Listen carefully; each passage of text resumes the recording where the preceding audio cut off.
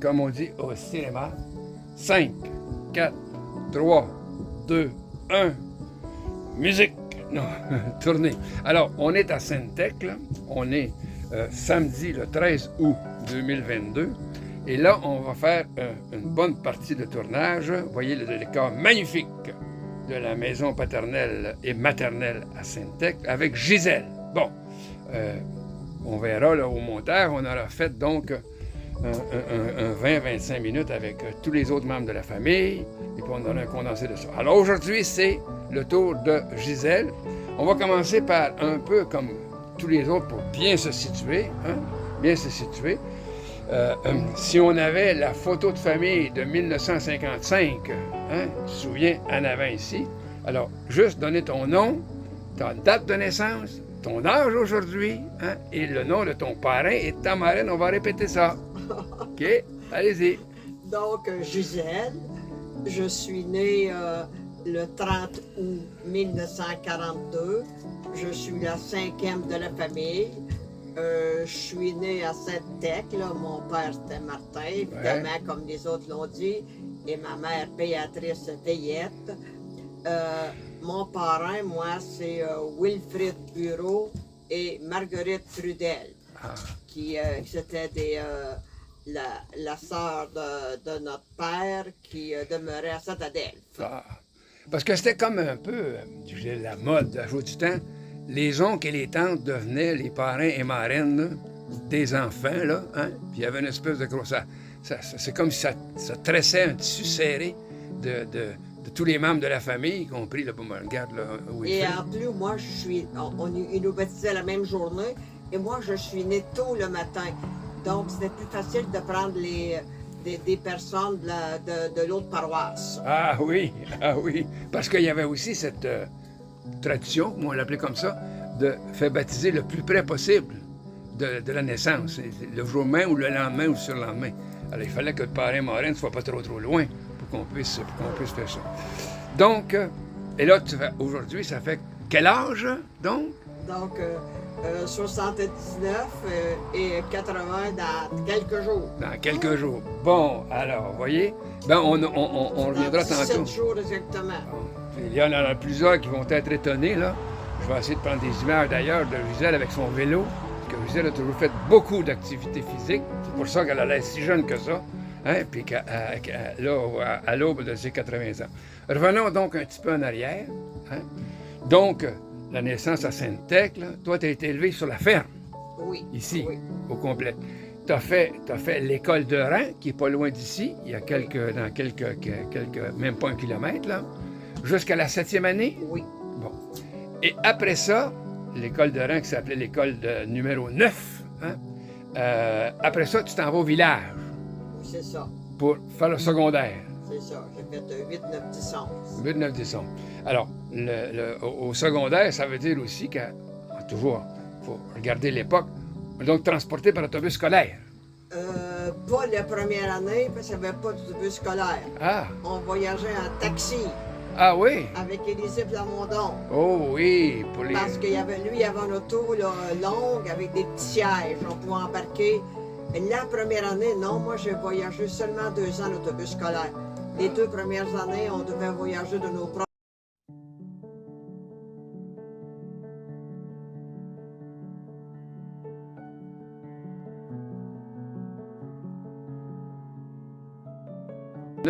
Mais les voisins qui sont les Dontigny, combien il y a d'enfants chez Dontigny? 13. 13 enfants. Alors voilà, on est 10 ici, puis on est 13. Puis là, on se rend chez Hormidas Derry, qui est le 2e voisin. Ils sont combien d'enfants là? 16. Bon, alors voyez-vous, 16, 13 et 10 enfants. On envissait l'école à 3 familles quasiment parce que, bon, c'était le propre des écoles de rang. C'était pour fournir de l'instruction aux familles propres. Puis comme les familles étaient tous des familles nombreuses, bien, ça permet ça. Mais c'est quand même pour l'histoire, c'est de dire, tu sais, 10, 13, puis 16.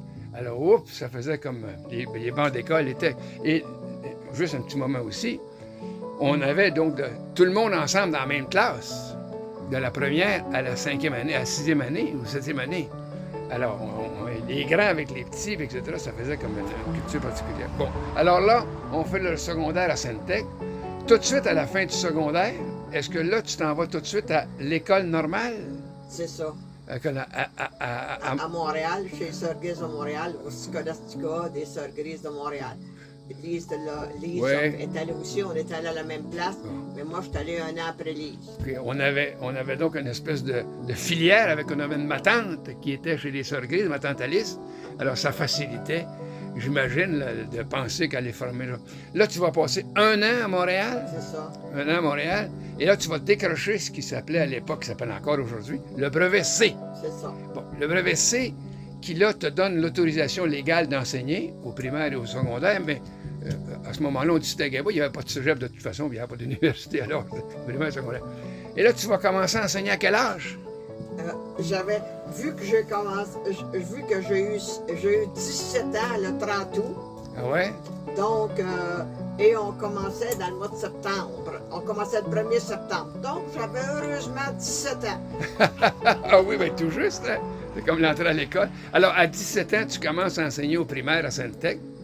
Mais là, il n'y a plus d'école de rang, là, c'est rendu tout. Il y en a encore, mais moi, je suis au village. J'enseigne au village. Ah, OK. Oui, l'école de rang, moi, j'ai commencé à enseigner en 60 et l'école de rang a fermé ici. C'est la dernière qui a fermé. 62 ou 63, mais je crois que c'est 62. OK. Je vérifie mon chronométrage. Tout va bien. Bon, OK. Alors là, écoutez, c'est quelque chose. 17 ans, tu es devant une classe du primaire. Oui. Ouais. Et là, tu vas, on va étirer un peu, tu vas enseigner toute ta carrière au primaire? Oui. Oui, toute ta carrière au primaire à Sainte-Tech pendant combien de temps? Ben, j'ai fait quelques paroisses dans la région. Ah oui? Mais j'étais la majorité du temps à Sainte-Tech. Ah, tu l'as fait à Hervé et à Saint-Tite, toi? Non, à Saint-Adelphe. Ah, ça l'a À dit. Saint-Adelphe, la Côte-Centre. Ah, OK.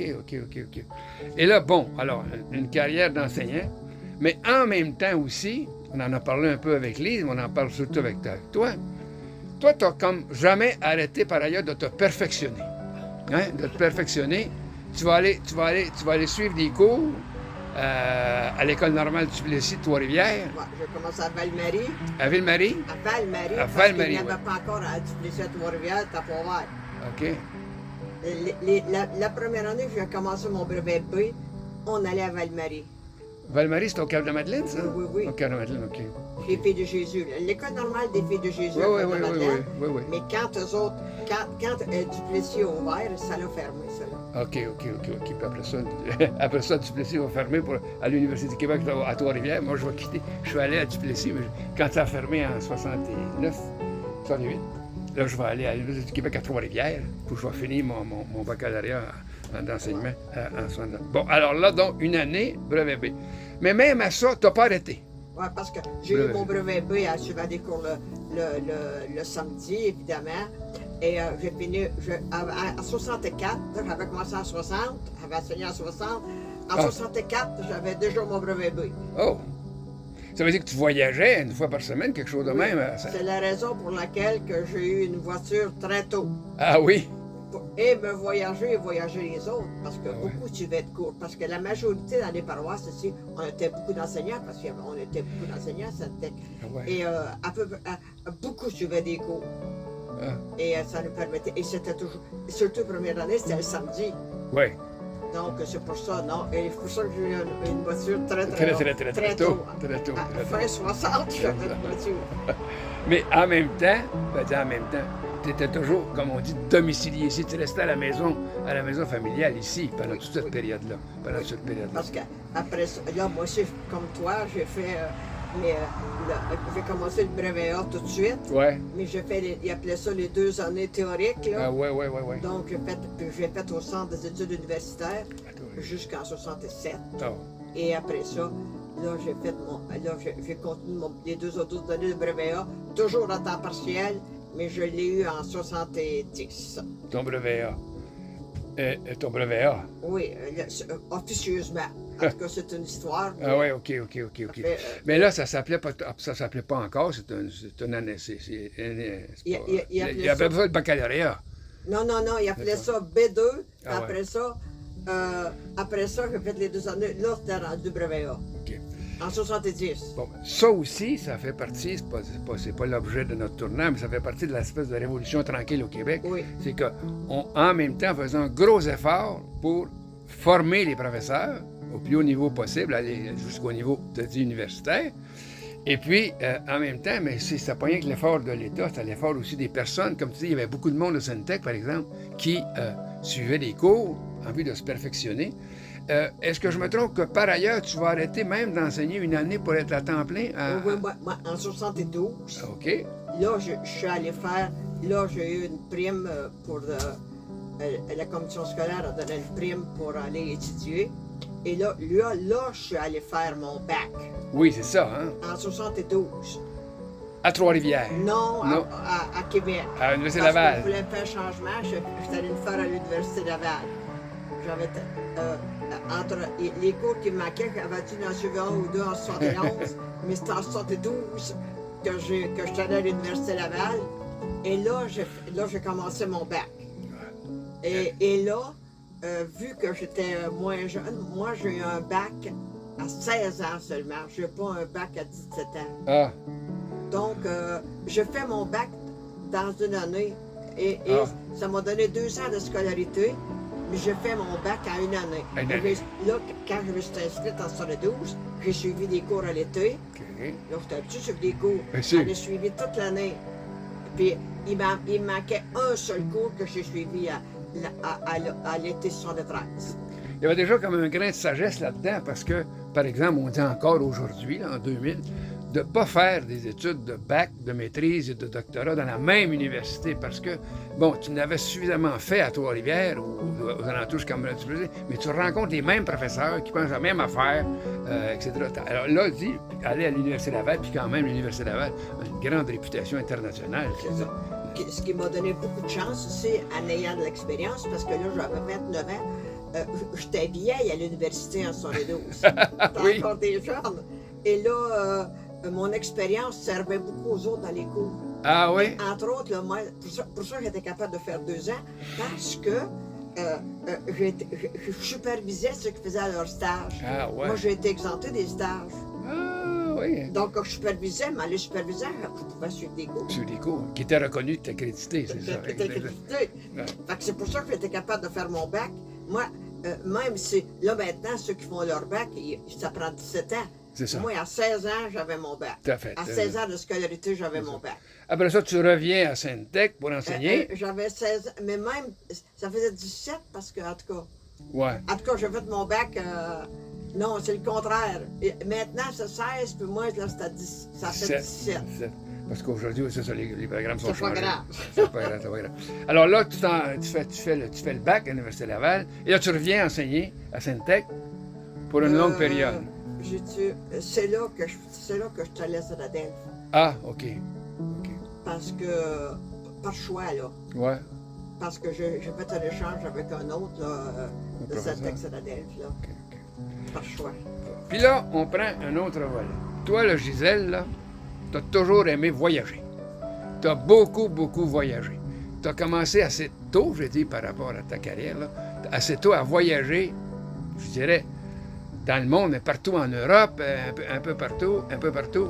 Tu as toujours eu ça comme envie de te déplacer, de voir le monde. Hein? Oui, c'est vrai. Puis ça a commencé par où? T'en souviens-tu de ton premier grand voyage? Mon premier voyage, j'étais en train dans l'Ouest canadien en 1966. Oh yes! C'était toute une affaire. On a pris le train pour aller... J'étais avec 2 amis là, qu'on est allés dans l'Ouest canadien en train, mais on est revenu en avion. Ah, oui. Fait que c'était 2 expériences, 2 belles expériences nouvelles. En train, dans ce temps-là, en train, là, j'avais pris le train à Hervé Jonction. Ah, tout proche d'ici. Tout proche d'ici. Mais assez rapidement, tu vas traverser la mer. Tu vas aller en Europe. 67? En 67, avec Huguette, là, avec ma tante sœur qui avait organisé le voyage. Ouais. Excuse-moi. Oh, c'est pas grave, ça. Puis on est allé en Europe en 67. Ah oui? En France? Oui, parce qu'il disait que c'était mieux, parce que c'était l'année de l'expo ici. Oui. C'était plus facile d'organiser les voyages, puis tout ça. Puis c'était ma tante sœur, là. Qui la ma tante sœur? Tante Rachel. Tante Rachel. Qui avait organisé ça. Puis que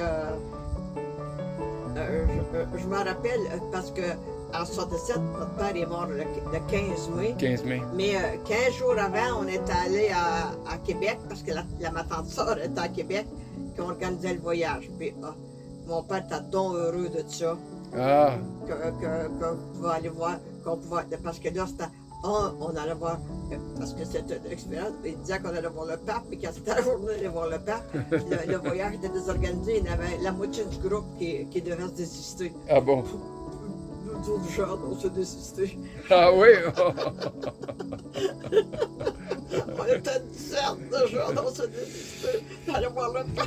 Alors là, traverser l'Europe, mais rapidement, pas juste l'Europe. Là. Tu vas débarquer en Europe de l'Est, tu vas aller en Chine, tu vas aller aux Philippines, tu vas aller... Oui, Est-ce ça, que tu... après ça, dans le temps, Ouais, il a fait pas mal de pays. ouais, Entre autres, dans les gros, là, que Ouais. je pense, moi, les Philippines, c'est une grosse affaire. ouais. Mais l'Afrique du Sud, c'est L'Afrique du quelque Sud. chose aussi. Et Madagascar, Ah, ça, oui. c'est marquant, ça, dans mes expériences. Ah oui, oui, oui. Mais oui. moi, je peux te dire que l'expérience de ma vie, Ouais. c'est le chemin de Compostelle. Ah oui, ben là, parlons-en un tout petit peu. Tu décides ça à quel âge, toi, là, t'en souviens-tu? Ah, ben, je l'ai fait en 2003. OK. Alors, Donc, j'avais 60 ans. alors, tu décides de faire le chemin de Compostelle. Je me suis décidée. Nous autres, ici, il y avait une marche qui se faisait au Cap de la Madeleine. Oui, le sanctuaire. Vers le sanctuaire qui se faisait. Puis j'ai dit, j'essaie de la marche. J'avais lu ça, j'avais lu sur ça, le chemin de Compostelle, là. Mais vraiment, là, puis je m'étais... théoriquement, je m'étais préparée. Mais je me disais, si je suis capable de faire une marche qui était de 75 km, j'ai dit, je suis capable de... Mais là, j'ai un ami qui décide de venir avec moi. Ah oui, Isabelle Grosneau qui dit, Ah je vais oui. y aller avec toi. ah oui. Mais à la dernière minute, on s'est désisté. Oh! Et je suis partie toute seule. Oh, tcha, tcha, tcha. En 2003, me semble, j'ai pris l'avion à Québec. Puis j'ai parti toute seule. Mais c'est vraiment l'expérience de ma vie. Alors, on parle de quelque chose comme 300 km au moins, là? J'ai fait 350 km la première fois que je suis allée. Ah, OK, OK. Mais après, je suis retournée, parce que j'ai fait l'Espagne pour commencer, moi. Là. Après, je suis retournée en 2006. OK. Mais en 2006, j'ai fait une autre partie. Et là, j'aime ça dire ça, j'ai choisi d'y aller toute seule. Ah! Oui, parce que je me souviens que tu m'as raconté que quand on est à deux, il ne faut pas s'ajuster au pas de l'autre et que l'autre à notre pas. Entre autres. Entre autres. Mais surtout des questions d'hébergement, question, c'est ça, quand tu veux arrêter, moi arrêter. Mais la principale chose, quand tu es toute seule, tu dois aller vers les autres. Ah oui? Et les autres viennent vers toi. Ah oui? Ça, là, puis là, parce que sur le chemin de Compostelle, on rencontre toutes sortes de nationalités. Oui. Là, après, moi, là, j'ai eu la chance d'aller travailler dans Ah oui? un gîte. Donc, je suis allée pendant 12 ans travailler au monastère de Conques, là. Ah ouais? Donc, je suis allée faire des stages. Je suis allée travailler 12 fois Oh! pour ma dernière année en avril 2019. Ah oui? Ah oui? Mais quand je suis partie en avril 2019 de là, c'est la dernière année. Ah oui? Là, Que j'y vais. J'ai dit là, je donne ma. Tu pas dit qu'on changeait combien de minutes? Non. Ah, Oui. je donne ma. Là, je donne mon tour aux autres, là. Ah oui? Mais le hasard a fait que je ne serais pas retournée. Ah non, non, tu n'auras pas. Mais quand même 12 ans. Ça, donc, c'est bénévole pour tout s'occuper là, des pèlerins qui voyagent et qui arrêtent pour... Ouais, c'est ça, c'est ça. Puis comme... oui, et là, et que je vais te dire aussi, 2 fois, j'ai jubilé ça, je suis allée faire du bénévolat à Lourdes. Ah oui? J'étais allée 2 ans, j'étais allée 2 fois faire du bénévolat à Lourdes avec un diocèse, parce que c'est encore la mode en France, chaque diocèse va passer une semaine avec des malades. Moi, je suis allée avec j'y allais avec le diocèse de Lisieux parce que j'avais connu quelqu'un à Conques. Là, Ah oui. Ah, et j'allais. Et ça, c'était une très belle expérience aussi. ah oui, oui, oui, oui, oui, oui. Et parmi tous les voyages, le dernier que j'ai fait avec Lise, c'était extraordinaire, qu'on a fait le Caucase. Ah, On a fait ça à l'automne 2019. avant la COVID, juste avant la COVID. Juste avant la COVID, on est allé au Caucase, Lise puis moi, là. On a fait Azerbaïdjan, Arménie, Géorgie, là. Oui, oui, oui, On a oui. fait ça à l'automne 2019. Tu avais fait la Chine aussi? Oui, la Chine. Ça, quand j'ai pris ma retraite en 93, j'ai eu la chance de prendre ma retraite assez jeune. Le premier voyage que j'ai fait, je suis allé en Chine, j'ai été 5 semaines en Chine. Ah oui? Ouais. Ça, c'est le premier grand voyage que j'ai fait. J'ai pris ma retraite au mois de juin et je suis allé en fin septembre. Et c'est pas dans l'ordre chronologique, mais tu as fait aussi l'Australie à l'autre bout du monde. Ah oui, l'Australie en 2002. Oui. Au bout du monde, là, l'Australie, c'est comme. Oui, mais en 2002, ça, c'était plus un peu ça plus récent, là, Ouais. parce que la Chine en 93. Parce qu'un long là, qu'il a fait, c'était la Turquie Ah ouais. en 82. Oh. Ah ouais, Donc déjà. là, c'était plus récent. Donc, parce que moi, je n'ai pas fait de voyage d'aller, très peu du moins, là, aller voir une plage.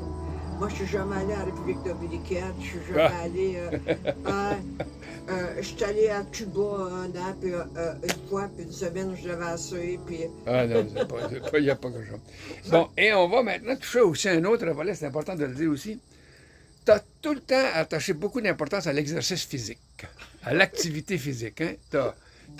On dirait, en tout cas, de moi, que je me souviens, là, en autant que je me rappelle, tu as toujours eu un vélo stationnaire, un tapis roulant, ton vélo. Alors, il y a eu beaucoup d'activité physique, ça a toujours été important pour toi.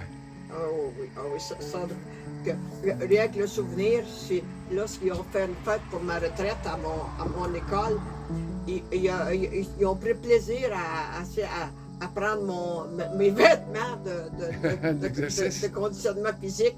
Et tout le monde était. Il y en avait 5 ou 6 qui s'étaient habillés avec mes vêtements. Parce que ça. Non, j'en ai fait tout le temps. Vraiment, là, je peux dire parce que j'ai perdu beaucoup de poids, j'ai déjà eu un poids plus élevé, mais en 67-68, dans ce coin-là, je voyageais, quand on y pense, 67-68, je voyageais 3 fois par semaine pour aller faire du conditionnement physique à Shawinigan. Et ah oui, alors, donc, c'était comme important. Non, après ça, j'ai toujours eu la chance. Il s'en a ouvert dans le coin ici. Puis parce que c'est comme les cours un peu. Nous autres ici, les cours de l'universitaire, c'était beaucoup décentralisé. Ah oui, oui, oui, oui. On a eu la chance, j'en ai suivi moi-même, même à Saint-Tech. Ah oui, J'en ai suivi à Saint-Tite, parce que moi, quand j'ai fini, après mon bac, j'ai fait 2 certificats. OK. 3 certificats. Ah oui, Donc, d'accord. mais là, j'ai eu la chance de suivre des cours Ah, proches ici, c'est pour ça. On voyageait moins pour se voyager, mais j'ai beaucoup voyagé pour faire du conditionnement physique. alors, beaucoup, tu en as conservé comme une habitude de l'exercice physique. Là, on va revenir à ton vélo tantôt. Mais il y a d'autres, il y a quelque chose d'autre qu'on ne voit pas dans la cour ici, mais on voit le garage en arrière, là, pas dans la vidéo. Tu as eu ton camper.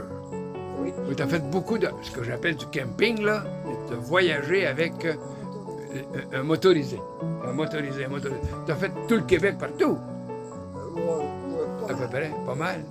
Oui, et de pas m'en avoir manqué beaucoup. Oui. C'est ça, tu en as fait beaucoup voyager Oui, avec. parce qu'avec Lise, on a fait l'Ouest canadien. Ah, OK. On a fait l'Ouest canadien aussi en motorisé. Mais les maritimes, non, on ne peut dire pas. Ouais. pas mal tous les coins. Et évidemment, on allait bien souvent en Abitibi. Ah oui! Abitibi, le voir Rémi en Abitibi. Puis, ouais, on arrêtait, ça faisait ça, aux autres, on arrêtait aller coucher au camping de la Vieille en entrant dans le Oui, en entrant dans le parc, oui. Comme on avait parlé la semaine passée. Hein. C'est ça. Puis tu voyageais, c'est ça, quand tu venais en Abitibi avec notre mère, avec maman. Oui. Ah, oui, ça, puis qui aimait tellement ça, voyager. Ça, d'abord, elle aimait voyager, hein? Ça, la pomme tombe jamais loin de l'arbre. Et puis, elle aimait ça, le camper, le camping. Ben, pas le camping, mais le motorisé, tu sais, c'était confortable. Bon, alors, l'exercice physique, le motorisé, les voyages et les déplacements. Une autre expérience qui m'a donné beaucoup de pep aussi, j'ai été délégué syndical. De mon école, mais j'ai été délégué syndical au point de vue régional. Ah oui?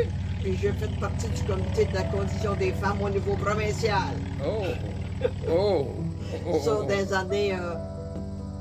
années en 78 et 88. Parce que moi, c'était déjà commencé dans ce temps-là qu'on pouvait prendre le travail, travailler 4 ans, puis 4 ans, une année. 5 ans, là. Ah oui. De 4 ans, 5 ans. Et moi, j'ai eu la chance de prendre de 4 ans, 5 ans. J'ai enseigné pendant 4 ans et la 5e année.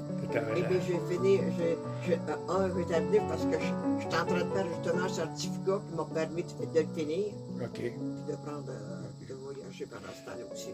Puis tu n'as pas perdu ton habitude de servir les autres dans le syndicat. Tu t'es occupé ensuite beaucoup de la QDR, l'Association québécoise des retraités de l'enseignement. Hein? Ah, ça, la QDR, là.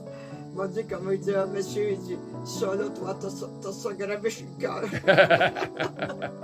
Non, mais c'était une super bonne expérience, oui, par exemple, avec les personnes âgées, de travailler dans cette... Parce que ça a commencé très... Notre mère, elle faisait partie de la QDR. Ah oui? Oui. Je l'apprends. Puis là, il y avait une madame ici, ma mère, elle allait à l'âge d'or de cette tête, oui. Et là, ça coûtait 5 $ fait partie, puis là, elle sollicitait tout le monde. Fait que ma mère aussi, mais là, on allait la payer, puis là, fait qu'une bonne fois, elle dit, tu devrais, là, moi, là, j'étais à ma retraite, là, et 96, avant ça, parce que 94, 95, notre mère est décédée en 96. C'est que c'était avant ça. Fait que là, j'ai payé ma contribution 5 $ à la QDR. Et ça a commencé comme ça. Mais, quelques années après, moi, j'ai beaucoup travaillé au syndicat avec Mme Bruyette de Saint-Tite. Ouais. Et son frère, en tout cas, là, du bouche à oreille, il m'appelle. Là, ça prenait dur au niveau. On a besoin de toi. Ça prenait dur au niveau à la QDR. Moi, je connais rien, hein, mais. Fait que là, tu devrais venir. Fait que là, parce que là, je vais à la QDR. On voit le conseil d'administration. Ça, c'est parce que c'est régional, la QDR. Oui, c'est oui, pas oui, rien oui, que oui. c'est régional. Ça s'appelait Normandie dans ce temps-là. Oh. Puis là, la première réunion que je vois, il y en a 2 qui dorment pendant le conseil d'administration. Puis là, il y en a une qui n'est pas contente, qui dit à l'autre qu'elle n'est pas contente parce que j'ai trop des idées. Ah bon? Parce que le président, il était bon, là, mais c'était, tu sais, de ce temps-là aussi, passons des années 99-2000, Ah ouais. il faisait tout. Ah ouais. Entre autres, il y avait un journal. Moi, j'ai dit, en tout cas, puis là, moi, le premier journal que j'ai fait, je vais l'aider.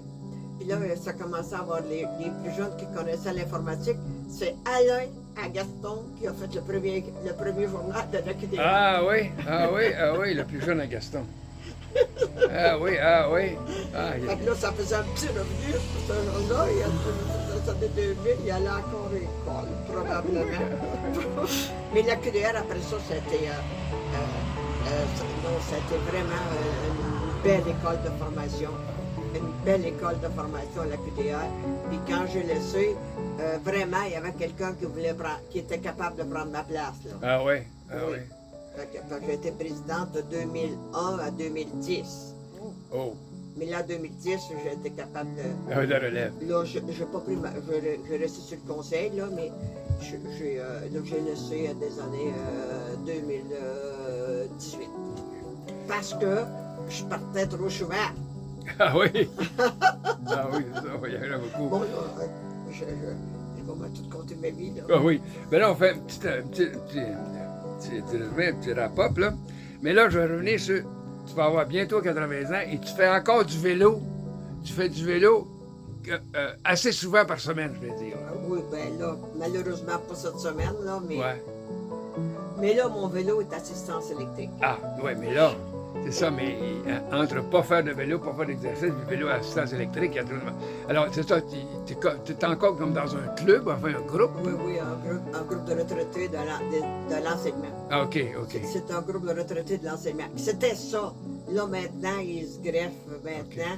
Parce que le groupe, ce club-là de l'AREC existe depuis 25 ans. Oh! Fait que vous doutez que des 25 ans, celui qui avait fondé ça, il n'y en a plus beaucoup de ceux-là. Là. non. Là, c'est des... Puis là, l'année passée, là, entre autres, là, ça a changé de la responsable. C'est une plus jeune. Fait qu'elle en a avec des plus jeunes avec elle. Là. OK. Puis pour ça, je suis allée, là, oui, je le suis assez régulièrement, mais ils font quand même peut-être des excursions. Ah oui, OK. Mais moi, là, j'aime ça d'en faire ici parce qu'on a on a la place idéale pour faire du vélo. Idéal, il n'y a pas trop de trafic. Moi, à l'est d'Adelphes, Oui, plein air. à l'est d'Adelphes, aller C'est ça, à Saint-Tite, les routes sont belles, les routes sont belles, 25, etc. 30, 35 km avec assistance électrique. Et le dernier petit bout pour capsuler ça, on peut dire, parce qu'il faut que pour les autres membres de la famille aussi, on peut dire aussi que c'est toi qui as pris soin de notre mère. Enfin, tu as resté toujours avec notre mère tout le temps de la vie d'adulte de toi. Oui. Et tout le temps à la maison familiale, mais surtout avec notre mère. C'est toi qui... J'ose pas dire le terme en prendre soin parce qu'elle avait une bonne santé. Mais non, c'est parce que la vie a fait, tu sais, le fait de t'occuper comme ça, la vie a fait que j'avais d'autres occupations. Ouais. Puis la vie a fait ça. Puis que j'ai... lorsque je suis allée étudier un an à Québec, ça m'a permis un petit répit Ah oui. qui m'a aidé, puis qui a aidé les deux. Puis j'ai pris une année sabbatique après, j'ai pris une année sabbatique en 78, que je suis partie de la maison aussi, qui m'a aidé aussi. C'est ça. Puis comment, là, tu dis, oui, je suis occupée de ma mère ici, là, parce que des fois, là, devant, je dis tout le temps que, parce qu'elle s'occupait de moi, elle me dit, hé, t'es arrivé tard hier au soir? J'ai fermé la lumière dehors, je me suis dit, qu'est-ce que les voisins vont dire?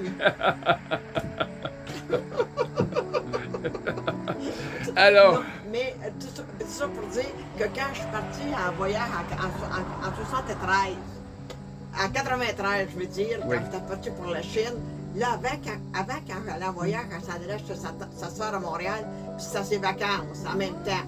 Mais là, elle était moins capable en 93.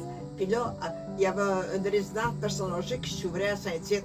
Fait que tu allais demander sa place pour prendre ces 3 semaines-là, puis aller aimer ça, puis rester là. Puis pas revenir. Bon, alors, merci de ce beau rappel, toute histoire. On est encore, on l'appelle la maison familiale, alors on a comme pour tout le monde, pour toi, pour tout le monde, pour la famille, là, maintenant, tout ce qui s'est passé dans le cycle de ta vie. C'est formidable. C'est formidable, alors c'est formidable. Ben merci. Puis on va découper ça, on va monter ça. Je monte le restant du terrain de Suntech ici. Quand on y pense, après,